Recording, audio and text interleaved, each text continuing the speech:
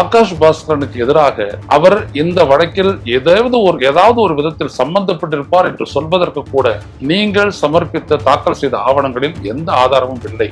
எந்த விதமான ஆதாரங்களும் இல்லாமலேயே எந்த சட்டம் உங்களை இப்படிப்பட்ட ஒரு சோதனை செய்ய அனுமதிக்கிறது? ஒரு குறிப்பிட்ட வழக்கில் நடந்ததாக சொல்லப்படக்கூடிய அந்த குற்றச்செயல் ஊழல், அதில் யாருடைய வீட்டில் அல்லது அலுவலகத்தில் நீங்கள் சோதனை நடத்துகிறீர்களோ அவர்களுக்கு தொடர்பு இருக்கக்கூடிய ஒரு அடிப்படை ஆதாரம் இருக்க வேண்டும். எப்பொழுதும் சொல்லக்கூடிய பதிலை இடி சொன்னது, ஆனால் அதை ஏற்றுக்கொள்ள தன்னை உயர்நீதிமன்றம் மறுத்துவிட்டது. அந்த ஊழல் தொடர்பாக நீங்கள் நடத்திய அந்த சோதனை, சீல் வைப்பது ஆகியன எந்த விதத்திலும் பொருத்தமற்றது, அடிப்படையற்றது என்பதை நிரூபித்து தடை விதித்திருக்கிறது. இந்த அமலாக்கத்துறையினுடைய நடவடிக்கை அரசியல் உள்நோக்கம் கொண்டதா இல்லையா?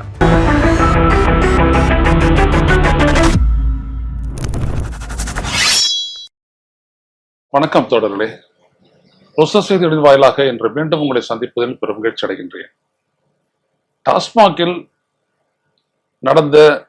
நடந்ததாக கூறப்பட்ட ஊழல் வழக்கில், அந்த ஊழலில் எந்த விதத்திலும் சம்பந்தப்படாத ஆனால் சம்பந்தப்பட்டிருப்பார்கள் என்கின்ற ஒரு எண்ணத்தில், அதற்கான அடிப்படை ஆதாரங்கள் இல்லாத நிலையில் திரைப்பட தயாரிப்பாளர் ஆகாஷ் பாஸ்கரன், அவருடைய நண்பர் விக்ரம் ரவீந்திரன் ஆகியோரின் இல்லங்களில் சோதனை என்ற பெயரில் அங்கே நுழைந்து அந்த வீடுகளுக்கு சீலிட்ட அமலாக்கத்துறையினுடைய நடவடிக்கைக்கு சென்னை உயர்நீதிமன்றம் தடை விதித்திருக்கிறது. இது மிக மிக முக்கியத்துவம் வாய்ந்தது.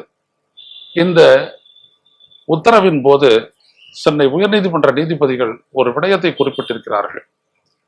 எந்த விதமான ஆதாரங்களும் இல்லாமலேயே எந்த சட்டம் உங்களை இப்படிப்பட்ட ஒரு சோதனை செய்ய அனுமதிக்கிறது? ஒருவருடைய வீட்டிலேயோ இல்ல அலுவலகத்திலேயோ நீங்கள் சோதனை செய்ய வேண்டும் என்றால், ஒரு குறிப்பிட்ட வழக்கில் நடந்ததாக சொல்லப்படக்கூடிய அந்த குற்றச்செயல் ஊழல், அதில் யாருடைய வீட்டில் அல்லது அலுவலகத்தில் நீங்கள் சோதனை நடத்துகிறீர்களோ அவர்களுக்கு தொடர்பு இருக்கக்கூடிய ஒரு அடிப்படை ஆதாரம் இருக்க வேண்டும்.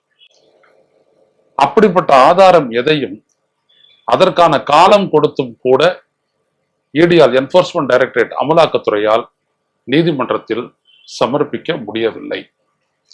அது சமர்ப்பித்த அந்த ஆவணங்களை எல்லாம் சரிபார்த்த உயர்நீதிமன்றம் ஆகாஷ் பாஸ்கரனுக்கு எதிராக அவர் இந்த வழக்கில் ஏதாவது ஒரு விதத்தில் சம்பந்தப்பட்டிருப்பார் என்று சொல்வதற்கு கூட நீங்கள் சமர்ப்பித்த தாக்கல் செய்த ஆவணங்களில் எந்த ஆதாரமும் இல்லை.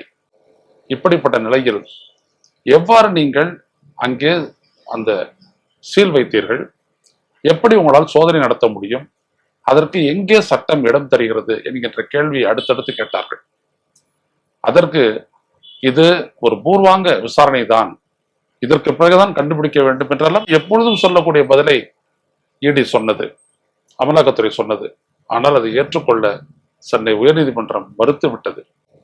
காரணம் என்னவெனில், இப்படி ஒரு அனுமதியை நாங்கள் தந்தால் நீங்கள் சட்டத்திற்கு புறம்பாக யாருடைய வீட்டிலும் சோதனை என்ற பெயரில் நீங்கள் ஈடுபடுவீர்கள், யாருடைய இல்லத்தையும் அலுவலகத்தையும் நீங்கள் சீல் வைப்பீர்கள். இதை எப்படி ஏற்றுக்கொள்ள முடியும்? அந்த ஊழலில் நீங்கள் சீல் வைத்த அந்த ஆகாஷ் பாஸ்கரன் எந்த இடத்தில் சம்பந்தப்பட்டிருக்கிறார், அல்லது விக்ரம் ரவீந்திரன் எங்கே சம்பந்தப்பட்டிருக்கிறார் என்பதை சொல்லுங்கள். எதுவுமே இல்லாமல் அவர்களின் மீது உத்தேசமாக நீங்கள் சென்று அங்கே சோதனை நடத்தியது என்பது ஏற்றுக்கொள்ள முடியாதது என்று சொல்லி அதற்கு தடை விதித்திருக்கிறார்கள். இதுதான் ரொம்ப முக்கியம். எடுத்த உடனே மனு போட்ட உடனே தடை விதித்தல, இவ்வளவு பெரிய விசாரணை நடத்திய பின்தான் இன்றைக்கு சென்னை உயர்நீதிமன்றம் தடை விதித்திருக்கிறது. இதிலிருந்து நாம் புரிந்து கொள்ள வேண்டியது, ஏடியினுடைய நோக்கம் என்ன? இங்கே துணை முதல்வராக இருக்கக்கூடிய உதயநிதி ஸ்டாலின், அவர் திரைப்படத்துறையில் இருந்தவர். அவருடைய ரெட் ஜெயண்ட் என்கின்ற ஒரு நிறுவனம் இருக்கிறது, அது திரைப்படங்களை வெளியீடு செய்கிறது. அதோடு தொடர்புடையவர்கள், தொழில் ரீதியாக நண்பர்களாக இருப்பவர்கள் ஆகாஷ் பாஸ்கரன் உள்ளிட்டவர்கள். எனவே இவர்களை மடக்கி விசாரணை என்ற பெயரில் அழுத்தம் தந்து இவர்களிடம் இருந்து ஒரு வாக்குமூலம் பெற்றால் உதயநிதி ஸ்டாலினை தூக்கி உள்ளே வைத்து விடலாம். இவ்வளவுதான் இந்த டிசைனு. ஊழல் கண்டுபிடிக்கிறது அதெல்லாம் முடியாது அப்படின்றதெல்லாம் அவங்களுக்கு தெரியும். உள்ளபடியே ஊழலை கண்டுபிடிக்கிறது, டாஸ்மாக நடக்கக்கூடிய ஊழல் கண்டுபிடிக்கணும்னா அது எத்தனை வருஷமா நடக்குது.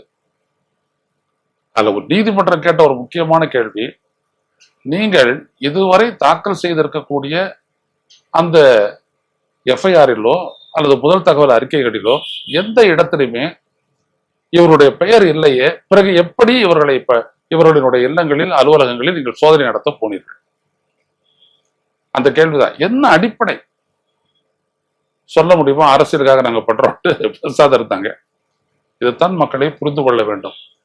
மோடி அரசு எவ்வாறு அமலாக்கத்துறையை பயன்படுத்துகிறது, அது அமலாக்கத்துறை சட்டத்தில் செய்த அந்த திருத்தம் எவ்வாறு அதற்கு உதவுகிறது, அதனுடைய அரசியல் நோக்கத்துக்கு உதவுகிறது என்பதை புரிந்து கொள்ள வேண்டும். ஆக இந்த வழக்கில் முதலில் டாஸ்மாகே ஒரு குற்றவாளி என்று சொன்னது, ஒரு நிறுவனத்தை ஊழல் குற்றச்சாட்டுக்கு உட்படுத்தியது தவறு என்று நீதிமன்றம் சொன்னது.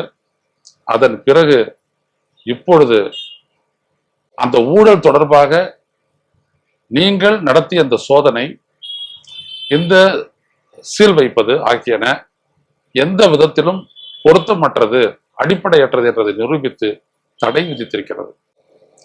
இதற்காக என்போர்ஸ்மெண்ட் டைரக்டரேட் வெட்கி தலையை குனிய வேண்டும். நோக்கம் இதுதான். எப்படியாவது உதயநிதி ஸ்டாலினை இந்த ஊழலோடு சம்பந்தப்படுத்தி அந்த ஊழலில் இருந்து பெறப்பட்ட பணத்தினுடைய பெனிஃபிஷியரி, பயனாளர் இவர்தான் என்று சொல்லி காட்டி உள்ளே வைத்து விட வேண்டும். அதற்கு பிறகு அடுத்த ஆண்டு தேர்தல், அது வரைக்கும் அவர் உள்ளே வச்சுட்டு இருக்கலாம். எப்படி செந்தில் பாலாஜி உள்ள வச்சாங்களோ, இன்ன வரைக்கும் அவருக்கு எதிரான ஆதாரங்களை திரட்டி அவர்கள் நீதிமன்றத்தில் சமர்ப்பிக்கவே இல்லை. இதுதான் அரவிந்த் கெஜ்ரிவாலுக்கும், இதுதான் மணிஷ் சிசோதியாவுக்கும், அதேதான் தெலுங்கானா முன்னாள் முதலமைச்சருடைய மகள் கவிதாவிற்கும் யாருக்கு எதிராகவும் எந்த ஆதாரமும் இல்லாமலேயே அவர்களை சிறையில் வைத்தார்கள். அப்படி ஒரு சட்ட திருத்தத்தை செய்து ஒரு அதிகாரத்தை ஈடிக்கு அளித்திருக்கிறது மோடி அரசு. அதுதான் இப்பொழுது கேள்விக்கு உட்படுத்தப்பட்டு இவர்கள் மீது நடத்தப்பட்ட சோதனை தவறானது என்று சொல்லியிருக்கின்றார்கள். எனவே இங்கே ஒரு முக்கியமான ஒரு விடயத்தை நாம் பேச வேண்டும். டாஸ்மாகினுடைய ஊழல் தொடர்பாக அங்கு ஊழல் நடந்திருக்கிறது என்று பேசினால் அது சரி. அங்கே நடந்த ஊழல் எவ்வாறு விசாரிக்கப்படுகிறது என்பதை கேள்வி கேட்டால் நீங்கள் திமுக அனுதாபியா என்று கேட்பது. இங்கே நாம் புரிந்து கொள்ள வேண்டியது, இந்த அமலாக்கத்துறையினுடைய நடவடிக்கை அரசியல் உள்நோக்கம் கொண்டதா இல்லையா? உண்மையிலேயே அதன் நோக்கம் ஊழலை கண்டுபிடித்து அதற்கு காரணமானவர்களை சட்டத்தின் முன் நிறுத்துவதா, அல்லது அந்த ஊழலின் மூலம் பெறப்பட்ட பணம் இங்கேதான் போனது என்று சொல்லி ஒரு குறிப்பிட்ட அரசியல் புள்ளியை சிறைப்படுத்துவதற்கான ஒரு திட்டம் தீட்டிக் கொண்டு செயல்படுவதா? இதுதான் இங்கே மக்கள் உணர வேண்டிய ஒரு விடயம். அதற்காகத்தான் இதனை பேசுகிறேன். எனவே சென்னை உயர்நீதிமன்றம் கொடுத்த இந்த தடை உத்தரவு என்போர்ஸ்மெண்ட் டைரக்டரேட் செயல்பாட்டிற்கு ஒரு கரும்புள்ளி என்பதை மட்டும் தெரிவித்துக் கொள்கின்றோம். மீண்டும் சந்திப்போம். நன்றி, வணக்கம். ஊடகம் கார்ப்பரேட் அரசியல்வாதிகளின் கைப்பாவையாக, அடிமைகளாக இருந்தது போதும். இனி சாட்டை எடுத்து சுழற்றும் நேரம் வந்துவிட்டது. ஊடகம் பொதுமக்களாகிய உங்களுக்காக, உங்களாலேயே இயக்கப்பட வேண்டும். ஊடக சுதந்திரத்திற்காக உங்களின் பங்களிப்பை இன்றே அளித்திடுங்கள்.